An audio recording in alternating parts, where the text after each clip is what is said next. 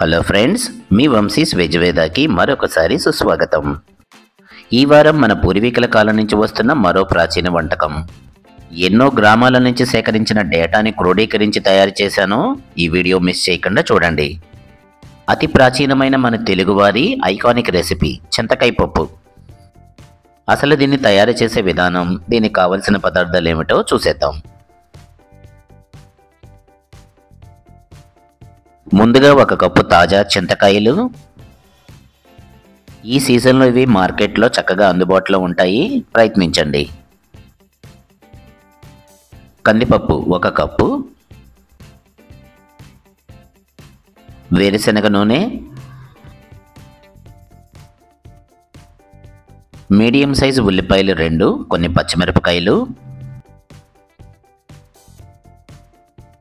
తాలింపు దినుసులు, కొత్తిమీర, కొద్దిగా ఆవు నెయ్యి, చిటికెడు మెంతులు, వెల్లుల్లి రెబ్బలు, చిటికెడు పసుపు, ఇంగువ, రుచికి సరిపడా ఉప్పు, కొద్దిగా కారం. మరి ఈ చింతకాయ పప్పును సరైన విధానంలో ఎలా తయారు చేయాలి, మన పూర్వీకులు ఎలా తయారు చేసేవారో ఏమాత్రం ఆలస్యం చేయకుండా చూసేద్దాం రండి. ముందుగా ప్రెషర్ కుక్కర్లోకి కందిపప్పు, తగినంత నీటిని తీసుకుని ముందుగా చక్కగా వాష్ చేసుకుందాం.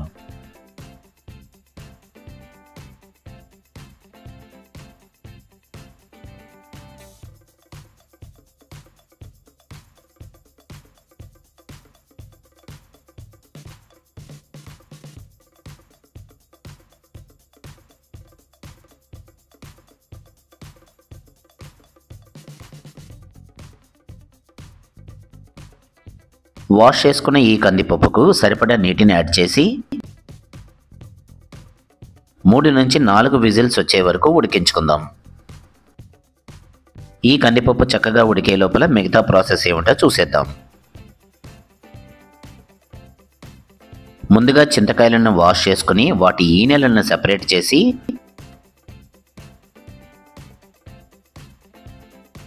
చిన్న చిన్న ముక్కలుగా కట్ చేసుకుందాం. ఈ వీడియోలో చూపించిన విధంగా మిగతా చింతకాయలను కూడా చిన్న చిన్న ముక్కలుగా కట్ చేసుకుందాం.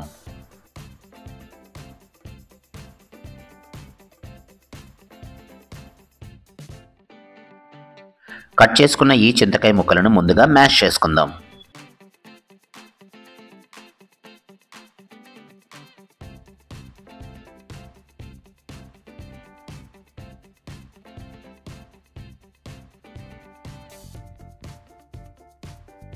చింతకాయలన్నీ చక్కగా మ్యాష్ అయిపోయిన తర్వాత ఒక బౌల్లోకి సెపరేట్ చేసుకోండి.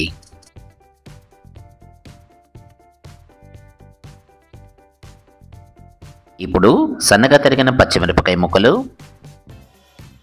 కొద్దిగా వెల్లుల్లి రెబ్బలను కూడా కలిపి మరి కాసేపు మ్యాష్ చేసుకుందాం.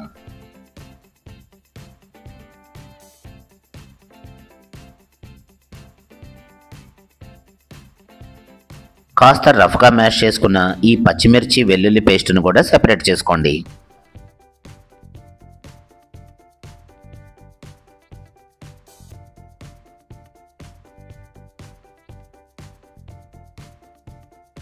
రెండు మీడియం సైజు ఉల్లిపాయలను చిన్న చిన్న ముక్కలుగా కట్ చేసుకుందాం.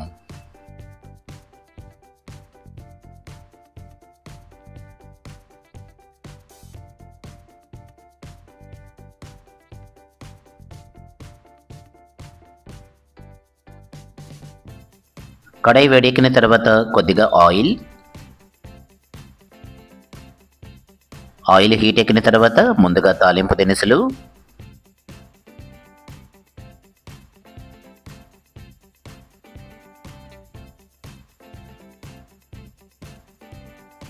ఇవి చక్కగా వేగిన తర్వాత సన్నగా తరిగిన ఉల్లిపాయ ముక్కలు, 1/2 స్పూను మెంతులు,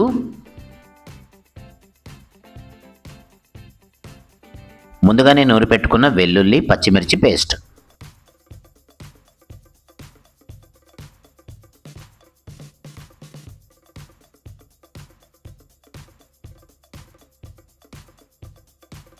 ఈ ఈ మిశ్రమాన్నంతా మరి కాసేపు వేగనిద్దాం.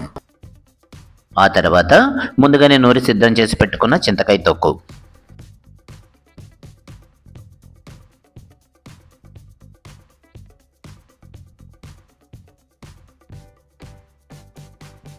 ఈ మిశ్రమాన్నంతా బాగా కలిపెట్టేసి సన్నని సెగ మీద కాసేపు కుక్ చేద్దాం.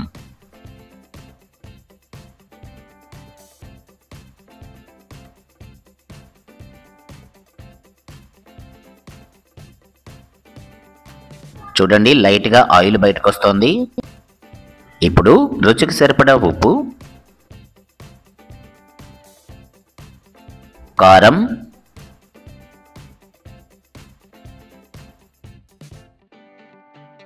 చిటికెడు ఇంగువ, కొద్దిగా పసుపు. ఈ మిశ్రమాన్ని కూడా మరొకసారి కలిపెట్టేసి 2 లేదా 3 నిమిషాలు కుక్ చేయండి.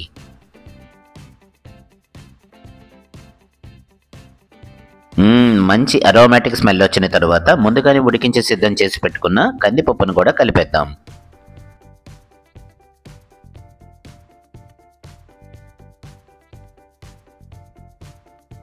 ఒకసారి కలిపెట్టేసి సన్నని సెగ మీద మరి కాసేపు ఉడికించుకోండి.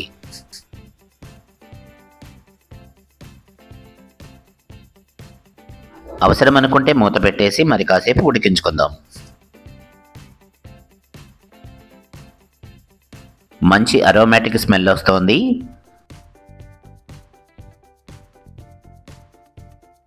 చింతకాయ పప్పు ఆల్మోస్ట్ రెడీ అయిపోయింది.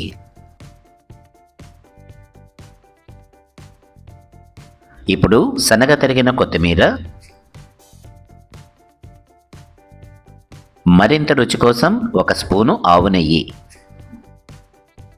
చక్కగా కలిపెట్టేసి వేడివేడిగా వడ్డించేసేయండి.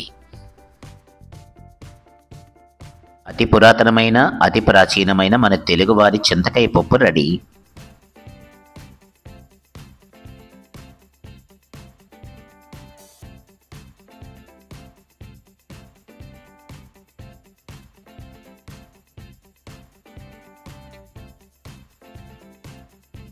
మరి దీనికి బెస్ట్ కాంబినేషన్ ఏమిటనుకున్నారు?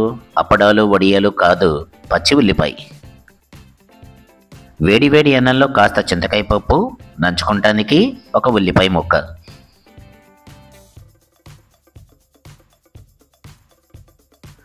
మరి ఈ వింటేజ్ రెసిపీ కనుక మీకు నచ్చితే ఒక లైక్ చేయండి, షేర్ చేయండి, కామెంట్ చేయటం మర్చిపోకండి. మరిన్ని రెసిపీల కోసం సబ్స్క్రైబ్ చేయండి. అలాగే బెల్ ఐకాన్ను తప్పనిసరిగా యాక్టివేట్ చేసుకోండి.